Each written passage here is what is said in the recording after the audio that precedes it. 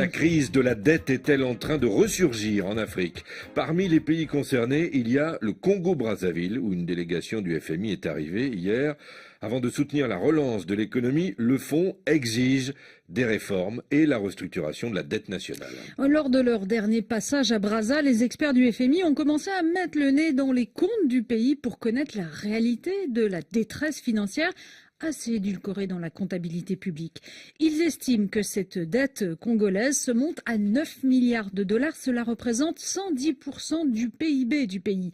Éreinté par la chute des cours du brut à partir de 2014, ce petit État pétrolier d'Afrique centrale n'a plus les moyens de rembourser. Il est urgent de négocier avec les créanciers pour réduire le poids d'une dette devenue insoutenable. Et le Congo est loin d'être le seul pays africain en difficulté. En Afrique subsaharienne, le nombre de pays à risque a doublé en 4 ans. 8 sont aujourd'hui en zone rouge où l'imminence d'une crise est forte selon les rapports émis par le FMI et la Banque mondiale. Le niveau de l'endettement moyen est passé de 20% du PIB à 50% en 5 ans, constatent les économistes du fonds. Un niveau bien trop élevé pour des États qui ont encore de très faibles capacités à faire rentrer l'impôt. Les bailleurs sont d'autant plus inquiets que l'architecture de cette dette africaine a beaucoup changé.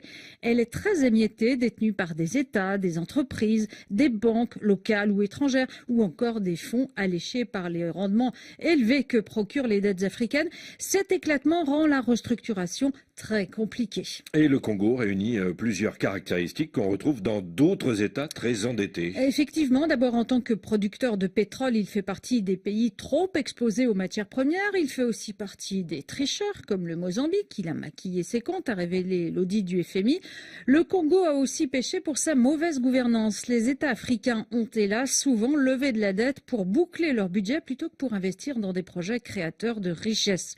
Enfin, le Congo fait partie des nouveaux obligés de Pékin, car la Chine serait devenue le premier créancier de l'Afrique. Dominique, est-ce que la Chine est coupable de ce surendettement, comme le disent les Américains?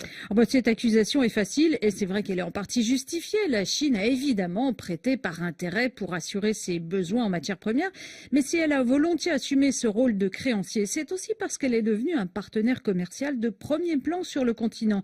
Les échanges entre la Chine et l'Afrique ont été multipliés par 20 en 15 ans. C'est vrai aussi que les Chinois ont prêté en fermant les yeux sur l'usage des fonds. Ils ont ainsi rempli le vide laissé par les bailleurs, refusant de prêter sans conditionnalité.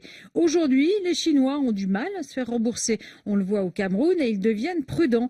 Pékin se rapproche discrètement du club de Paris pour apprendre à résoudre une crise de la dette.